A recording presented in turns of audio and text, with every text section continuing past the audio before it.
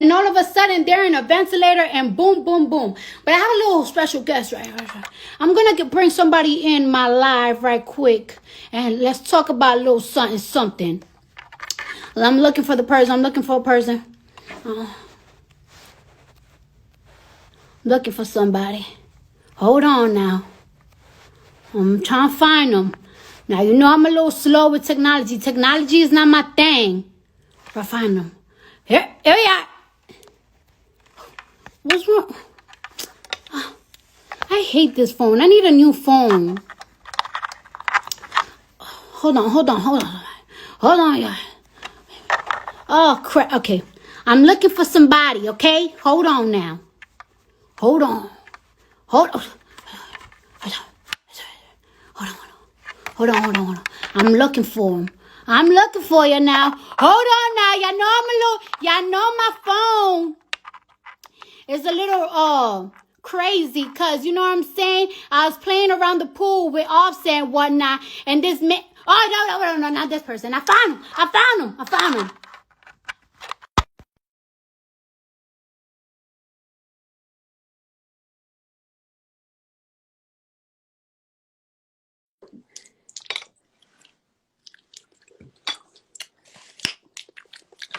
Hold on. I'm waiting for Uncle Bernie! People, we got Uncle Bernie in my life. Uncle Bernie, how you doing? I'm good, Cardi. I want you to take a look at my nails. How are they looking? They're looking very quarantined. I could tell you've been on quarantine for a while now with your nails, but you know what? It's okay, Uncle Bernie. Okay. So how you been? Bernie, I don't know. You know what I'm saying? I don't know if anybody told you, but the last time I got on live, I had a fit because I was so hurt and upset that you dropped out of the race and everything. And I was upset because, you know, I be looking on Twitter and I be looking on my Instagram, and I know that there's so much people, like the youth supports you so much. I know they support you so much. So when I see that you know, dropped out of the race and everything, I kind of know why, because it's so expensive. It's very expensive to run a campaign, and when things are not going, you know, the way that you want it to go, it's just like, hey, let me just drop it right now before we spend money on other things. And I was really upset because I keep telling the youth, and I keep telling my people and my supporters, like, it's like, you guys really have to go and vote. And now we are you know, now we're stuck between 45. We won't name them over here. You know what I'm saying? We ain't gonna name them over here.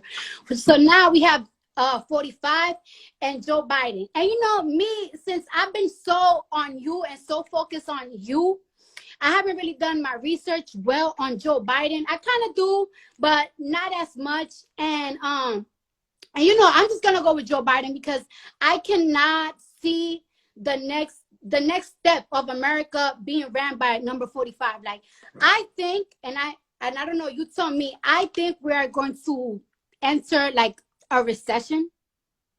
I really think that, you know what I'm saying? So many people are unemployed right now, and I feel like those people that are unemployed, not everybody's gonna get their job back when America opens back up. First of all, Bernie, let me tell you, when do you think America is going to open back up? When do you think that that's going to happen? Because there has been talks about America opening back up, number 45, and some governors there keep going back and forth. But the thing is that people are still dying and catching coronavirus. And as much as I want to go outside, because I want to be outside for the summertime, you know, I want to be outside, you know what I'm saying? But I just don't feel like it's safe to go outside. So when do you think? Do you got some friends in there that kind of know a little shine? Do you want to share to the world? Nobody knows exactly, and it will probably be at different times in different places in the country, and it will not be all at once. Nobody is going to turn on a switch and America returns to where it was. Right. One of the things that we're looking at, Cardi, is the kind of testing which will enable people to know, first of all, whether they have the virus or not. And if they have the virus, clearly they should not be going out and spreading the virus. Second of all, if they have antibodies, which will make them immune, perhaps, to somebody else giving them the virus. So we got a lot of work to do on that.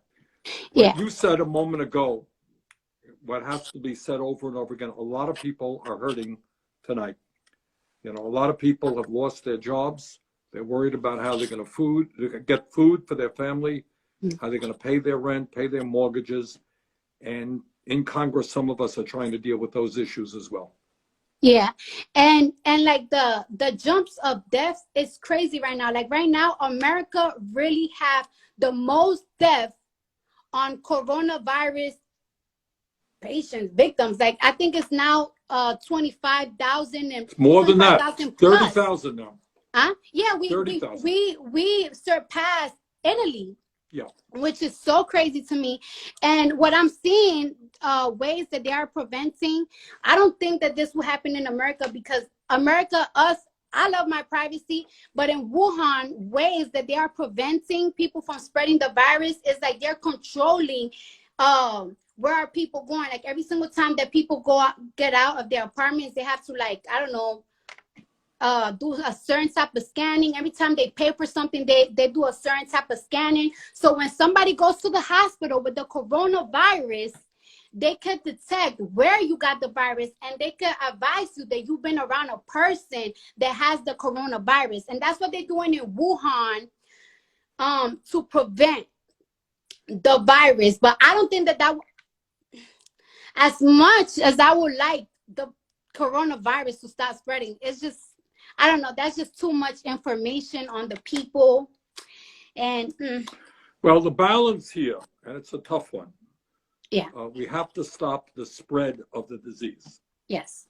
And, you know, if somebody is in a room with a whole lot of other people, a whole lot of people can get sick, and some of them can die, and that we have to stop. On the other hand, you have a legitimate concern. We don't want to be having all kinds of information and, you know, on everybody in America. That's a violation of civil liberties. So how you get that balance is what we're kind of working on. But the main thing right now is to stop the spread of the disease. The other thing is to make sure that if somebody is in the hospital, they get the care that they need, that the doctors and the nurses have the protective equipment that they need. You know, we're losing doctors and nurses who are becoming sick, sometimes dying because they don't have the kind of masks and other equipment they need to protect themselves. Right. And, you know, and it really makes me sad, because there are like some patients, like I know somebody that have somebody in the hospital right now with coronavirus, and it's like they are in a very bad state. And it makes me sad that they cannot have their family around them to nurture them, to hold their hands and say, like, everything is going to be all right. Like, not everybody trusts doctors, not everybody trusts hospitals. Like, you always want like somebody looking over. And it's really sad that some people, like, their last moments, they cannot even spend it with their families, which is something that is really sad. It's really heartbreaking. Hi, husband. Oh, that's my husband. He's so burning, my husband. Sorry. And that's the type of things that, you know, it makes me sad. But right now, even though we are going through this coronavirus crisis, you know, people are still running. And I heard that you are endorsing now Joe Biden. And, you know, we're really now in the matrix. It's either Joe Biden or Trump. And one thing is, you know, a lot of people like the youth, they don't really rock with Joe Biden because he's conservative. But the thing is that, like, you know, I think Obama, right? I think Obama did like a smart move when he picked Joe Biden as his vice president, because that's how he got the conservative vote. And just because there's so many people that are liberal like me and are a little bit more open with things, a lot of these states are not. So I think that that's why, you know, Obama had Biden as vice president, and now he's endorsing him, and we're very excited to see that. I'm very excited, and I'm excited too that you are endorsing Joe Biden. And I will want you to tell my platform, why are you endorsing him? Like, why should we vote for him? Well, and a couple how of can reasons, we spread Cardi. for us to vote for Joe Biden? Okay. First point is that when I announced that I was running for president, and there were like 18 people running, you know, what I said is, if I don't win, and I tried hard to win, I will endorse the Democrat who wins, because Donald Trump is, to my mind, the most dangerous president in the modern history of America. This is a guy who lies all the time. He doesn't believe in science. He downplayed this whole coronavirus, which has led to the deaths of many thousands of people unnecessarily. He doesn't believe in the Constitution. He thinks he's above the law. So this is a bad news guy that has got to be defeated. And I will do everything that I can to defeat him. What I am also trying to do right now, Cardi, is to work with Joe to see that he becomes a more progressive candidate. Right? Mm-hmm. In other words, what I want to see him stand for, which he will, is to raise the minimum wage to at least $15 an hour, to make sure that all of our young people have the opportunity to go to college regardless of their income. All right? To cancel student debt for a lot of people. I would go further in all of these areas than he goes, but he is moving in the right direction. He's moving in the right direction on immigration reform. I think you will be pleased to hear what he has to say. I know that criminal justice and the number of people who are in jail today, often African American or Latino, disproportionately, is an issue of concern to you. I think you'll be hearing him making some pretty strong statements about the need for criminal justice reform to make sure that we're not throwing young people into jail, but getting them the education and the jobs that they need. Yeah.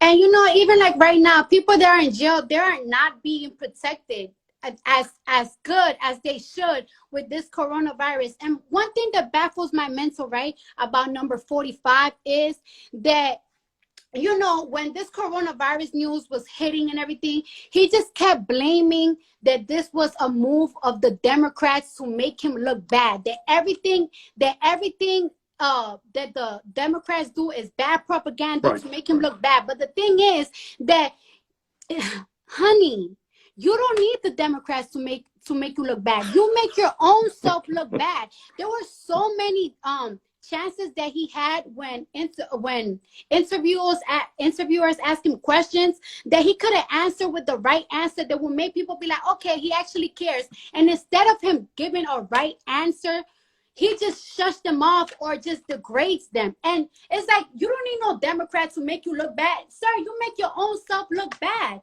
You well, Cardi, he's doing that. Views on Twitter he's doing that right now. Responsibility. We are in this point because of him. He could have been avoided this in January. A lot of people, I have a lot of love for the Chinese people, but a lot of people, when coronavirus was becoming trendy in America, it was like around early January, and a lot of people felt like it would have been racist or prejudice to close the borders from China to America. And I just feel like, how come it wasn't prejudice when America closed the borders in West Africa when the Ebola virus was around, and the Ebola virus never even got here? So that's my thing. I feel like they put capitalism, money, trading goods before our health. And that's my problem. That's my issue. And instead of apologizing and giving us better, I don't know, better things than $1,600 stimulus check at one time, I feel like we deserve better because they messed up. Apologize for messing up and do better for us, for the people. Not just— well, that's one of the things about this guy is he doesn't apologize, and he lies all of the time, and he blames other people. Yes. So right now, because he downplayed the disease, he did not listen to the scientists, he did not use the Defense Production Act to tell private companies that instead of producing underwear right now or socks, they got to produce masks, and we got to start producing ventilators and all that stuff. He didn't do any of that. So he blames other people. Right now, he's blaming the World Health Organization, which is an enormously important international organization that is trying to bring scientists and doctors together to work on a vaccine, to figure out the best way forward to treat this disease. He's now threatening to cut funding for them. Just the other day, you may have read that he threatened Dr. Fauci, who has been telling the American people the truth. Trump doesn't like the truth. So he wants to fire this guy as well. So, you know, what we're trying to do now in Congress is go around Trump, make sure that our doctors and nurses have the equipment that they need, that we produce the kind of testing kits that we need so anybody in America can get the kind of tests they need when they need it. We're trying to make sure that every hospital in America has the ventilators and the other equipment that they need. And we have to move very aggressively in all of those areas. Right. Woo! I'm so excited. I'm excited and I'm nervous, and I don't know, I'm so emotional because this makes me really excited. And I hope that all the viewers have a better understanding of what's going on. And I just really want to let my viewers know that it's and want to keep getting lied to, because we are in for a ride. After everything goes back to normal again, I want to let people know that things are not going to be back normal again. Like, this has impacted the economy and the back to normal again. There's countries that are affected by the coronavirus. They are not, you know, as wealthy as this country. Like the Dominican Republic, where my father's from, we got family members all constantly calling. It's terrible. All right, Cardi, let me just tell you one of the things that we're trying to do. I'm sorry, that's Number my one, mama calling. Trying to make sure. That's my mom calling. Okay, say hello to your mom for me. All right, we're trying to make sure that everybody has all of the health care that they need right now. All right, so people are ending up in the hospital. They can't even afford the treatment they're getting. If their families get sick, you know, they don't have any money. We're trying to make sure that everybody has health care by expanding, having Medicare cover all health care bills. Second thing, very importantly, other countries around the world in Europe and elsewhere have done it. We want to make sure that people continue to receive their paycheck. In other words, Right. You get laid off from your job. We want to make sure you continue to get your paycheck. In the airlines industry, we managed to protect 2 million workers, flight attendants, pilots, people in the airline industry. They will, for the next 6 months, whether they're working or not, continue to get their paychecks. We want to do that for every worker in America. That makes sense to you? Yes, that makes sense, but we just got to see if number 45 is willing to do that.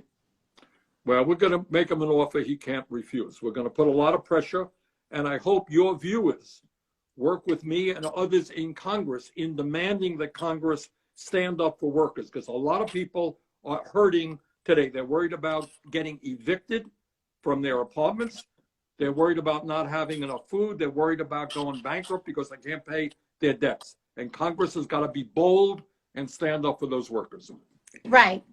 Well, we're going to stand up for those workers, and you're going to always have my support. And, well, you heard it from the man's mouth, Joe Biden for 2020. Okay. All right. Thank you, Cardi. You keep up the great work. Thank Talk you. to you soon. Thank you. Okay. Bye-bye. Bye-bye.